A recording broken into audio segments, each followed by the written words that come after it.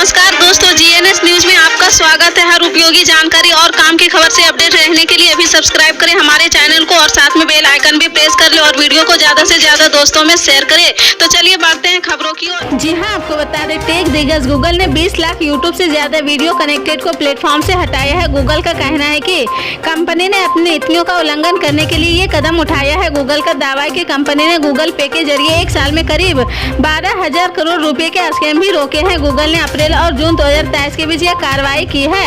इससे पहले कंपनी ने जनवरी और मार्च 2023 के बीच नीतियों का उल्लंघन करने के लिए भारत में अपने प्लेटफॉर्म से 1.9 मिलियन से ज्यादा वीडियो को हटाया था। गूगल के मुताबिक अप्रैल और जून 2023 में दिशा निर्देशों का उल्लंघन करने के लिए भारत में बनने होने वाले लगभग 20 लाख वीडियो हटाए हैं।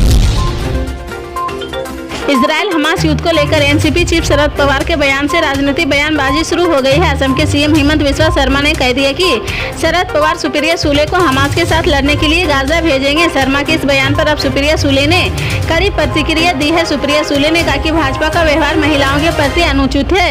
एनसीपी सांसद और शरद पवार की बेटी सुप्रिया सुले ने हेमंत बिस्वा शर्मा के बयान पर कहा कि मैं हैरान हूँ, क्योंकि हेमंत बिस्वा शर्मा में भी वही डीएनए है जैसा मुझ में है, वह कांग्रेस से है और हम दोनों के अंदर कांग्रेसी डीएनए है। आप जानते हैं कि भाजपा का व्यवहार महिलाओं के प्रति अनुचित रहता है, लेकिन मुझे हेमंत बिस्वा शर्मा से उम्मीदें थी कि मैं हैरान हूं कि उनकी महिलाओं के प्रति सोच कैसे बदली है।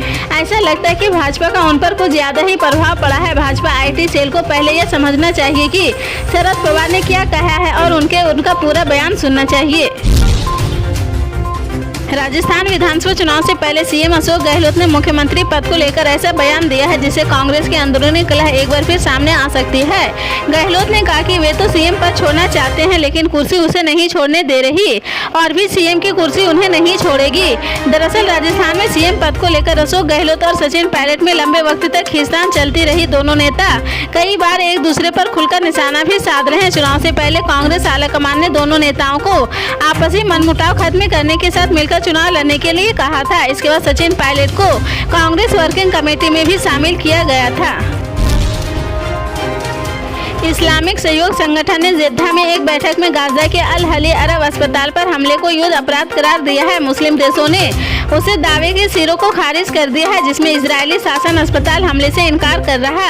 OIC कार्यकारी समिति की बैठक बुधवार को जेद्दा में आयोजित की गई थी। इस बीच अमेरिका के राष्ट्रपति जो बाइडेन यहूदियों के साथ अपनी एकजुटता दिखाने के लिए इजरायल में थे। अमेरिका ने इजरायल की निंदा करने वाले प्रस्ताव को वीटो कर दिया था।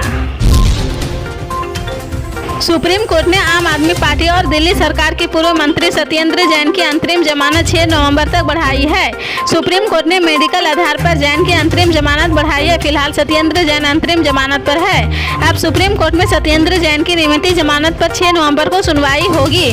बता दें कि सुप्रीम कोर्ट ने दिल्ली के पूर्व स्वास्थ्य मंत्री सत्येंद्र जैन को खराब सेहत के आधार पर 26 मई को 6 हफ्ते की अंतरिम जमानत दी थी, जिसके बाद अपोलो अस्पताल में सत्येंद्र जैन को लेकर स्पाइन का ऑपरेशन हुआ है। इसके बाद से वह लगातार जमानत पर है। विधानसभा चुनाव से पहले प्रधानमंत्री नरेंद्र मोदी ने मध्य प्रदेश की जनता के नाम पर एक पत्र लिखा है। इस पत्र में उन्होंने भाजपा के शासनकाल में हुए प्रदेश के विकास और लोक कल्याणकारी योजनाओं का जिक्र करते हुए जनता से समर्थन मांगा है। इस पत्र को गुरुवार सुबह भाजपा के प्रदेश कार्यालय में मुख्यमंत्री शिवराज सिंह चौहान और पार्टी के प्रदेश अध्यक्ष BD शर्मा ने जारी किया है। मेरे प्यारे मध्य प्रदेश वासियों, नर्मदा की इस पावन धारा को मेरा प्रणाम है। मैं जब भी मध्य प्रदेश आता हूँ, मेरे प्रति इतना प्रेम और स्नेह देकर मुझे ऊर्जा मिलती है। छत्तीसगढ़ में विधानसभा चुनाव के लिए कांग्रेस ने अपने प्रत्याशियों के नाम जारी कर दिए हैं। पहली और दूसरी सूची मिलाकर कुल 83 लोगों का नाम जारी किया गया है। इस लिस्ट में कांग्रेस ने जातिगत समीकरण का कितना ध्यान रखा है। कांग्रेस ने OBC से ज्यादा आदिवासी नेताओं को विधानसभा चुनाव में तवज्जो दिया है।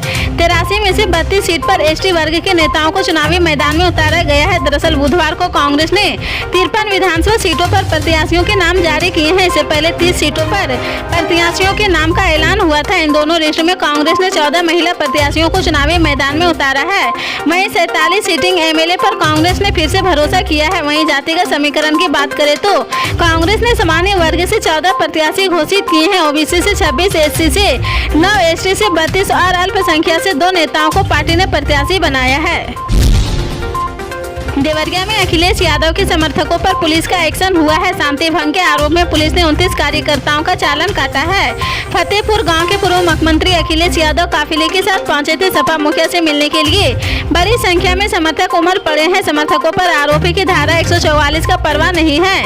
उन्होंने पुलिस के सामने खेत में जमकर नारेबाजी की है। एसडीएम ने धारा 144 का उल्लंघन कर रहे कार्यकर्ताओं को हिरासत में लेने का आदेश दिया है। पुलिस की कार्रवाई से तनाव की स्थिति बन गई है। चालान भरने के बाद निजी मुचलके पर कार्यकर्ताओं को हिरासत में लिया गया है। फतेहपुर गांव पहुंचे अखिलेश यादव सत्यप्रकाश दुबे के परिवार से मिलना चाहते थे। पीड़ित देवेश दुबे ने मिलने से इनकार कर दिया था।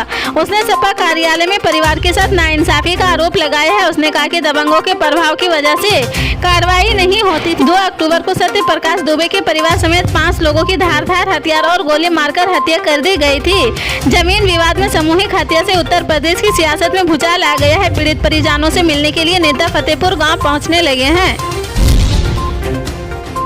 खुद को प्रधानमंत्री कार्यालय में नियुक्त अधिकारी बताने वाले मयंक तिवारी के अहमदाबाद स्थित ठिकानों पर गुरुवार को सीबीआई ने छापेमारी की है। तलाशी के दौरान कई दस्तावेज जब्त किए गए हैं जिनकी जांच की जा रही है। हालांकि अब तक मयंक तिवारी को गिरफ्तार नहीं किया गया है। वह इंदौर के एक अस्पताल के ऊपर 16 करोड़ रुपए उधार छोड़ने का दावा किया गया था। जानकारी के मुताबिक डॉक्टर अग्रवाल ने इंदौर के एक अस्पताल चैन के साथ करार दिया है। करार के तहत डॉक्टर अग्रवाल ने 16 करोड़ रुपए का भुगतान किया था। इसी दौरान दोनों के बीच कुछ विवाद हो गया है। अब मयंक तिवारी मैसेज भेजकर और फोन करके डॉक्टर अग्रवाल को इस विवाद को सुलझाने के लिए कह रहा था। जल्द ही एक खगोलीय घटना के लिए तैयार हो जाइए। साल 2023 में कुल 4 ग्रहण थे, 2 सूर्य ग्रहण थे और 2 चंद्र ग्रहण है। इसमें 3 हो चुके हैं और अब चौथा ग्रहण 28 अक्टूबर को होगा। यह एक चंद्र ग्रहण होगा जो पृथ्वी के एक बड़े हिस्से में दिखाई देगा। हम आपको चंद्र ग्रहण के बारे में सारी जानकारी देंगे। 28 अक्टूबर को होने वाले चंद्र ग्रहण आंशिक होगा। चंद्रमा छाया के उत्तरी किनारे पर होगा। इसके कारण चंद्रमा का एक छोटा हिस्सा पूरी तरह ग्रहण में रहेगा। इस समय मध्य प्रदेश में जो कांग्रेस की स्थिति है वह आंतरिक कला और संघर्ष की है। इसका मुजाहरा माइक पर हो रहा, सार्वजनिक समारोह में हो रहा और यह एक पार्टी के लिए यकीन चिंता का विषय होना चाहिए। संदर्भ के लिए हमें याद रखना चाहिए कि 2018 में तो कांग्रेस जीत ही गई थी, लेकिन ज्योतिरादित्य सिंधिया जिस तरह से गए थे उसका प्रभाव मतदाताओं पर बहुत अच्छा नहीं पड़ा था। चुनाव की घोषणा के बाद जो माहौल बना था उससे यह दिखने लगा था कि कांग्रेस लाभ की स्थिति में नजर आ रही थी। उसके कारण भी थे जैसे भाजपा अगर डबल इंजन की बात करते हैं, उसके शिखर पुरुष अगर उपलब्धियों को अपना बताते तो कुल मिलाकर 20 साल से तो मध्य प्रदेश में भाजपा की ही सरकार है और केंद्र भी फिलहाल बीजेपी की है। डबल इंजन के फायदे को अगर आप लेते हैं तो जो एंटी इंक्रेसिव है, सत्ता के खिलाफ जो गुस्सा है उसको भी तो आपको ही झेलना होगा। इस बार मध्य प्रदेश में सबसे अधिक गुस्सा था लोगों के मन में सत्ता के प्रति। शिवराज सिंह चौहान तीसरी और चौथी पारी में खास अलोकप्रिय हो गए थे। राजस्थान विधानसभा चुनाव को लेकर जोर शोर से चल रही तैयारियों के बीच मुख्यमंत्री अशोक गहलोत ने सचिन पायलट से मतभेद के दावे को खारिज किया है। उन्होंने कहा कि सभी फैसले हम मिलकर ले रहे हैं। उम्मीदवारों की घोषणा में देरी और मतभेद को लेकर पूछे गए सवाल पर अशोक गहलोत ने कहा कि सभी फैसले सबकी राय से हो रहे हैं। शायद आप सचिन पायलट का जिक्र कर रहे हैं, लेकिन बीजेपी को यही तकलीफ है कि सभी फैसले आम राय से हो रहे हैं। बागियों की टिकट काटने के सवाल पर गहलोत ने कहा कि पुरानी बातें हम भूल चुके हैं। हमारी नीति है भूलो और माफ करो। टिकट का आधार जीता उम्मीदवार है। दरअसल राजस्थान विधानसभा की 200 सीटों पर 25 नवंबर को वोटिंग होगी। इसका रिजल्ट 3 दिसंबर को आएगा। विश्व कप 2023 को लेकर क्रिकेट प्रेमियों में एक अलग उत्साह देखा जा रहा है और देश भर में दुआओं प्रार्थनाओं के साथ भारतीय क्रिकेट टीम की जीत के लिए प्रार्थना की जा रही है। वहीं देश के साथ साथ दुनिया की भी चर्चित महिलाओं द्वारा अपने खास आयोजन में बनारसी साड़ियों को पहनना काफी पसंद किया जाता है। दूसरी तरफ विश्व कप उत्साह को देखते हुए बनारसी साड़ियों के कारीगरों द्वारा एक खास प्रकार की साड़ी तैयार की गई है, जिसमें नीले रंग की साड़ी पर वर्ल्ड कप की आकृति को दर्शाया गया है। लोगों को बेहद आकर्षित करने वाली यह बनारसी साड़ी भारतीय क्रिकेट टीम के 2023 विश्व कप विजेता होने पर उनकी पत्नियों को तोहफे के रूप में दिए जाने की तैयारी में है। पल पल के अपडेट जानने के लिए जुड़े रहें आप अपने GNS न्यूज़ चैनल से। मिलते हैं अगली बड़ी खबर के साथ, तब तक के लिए जय हिंद।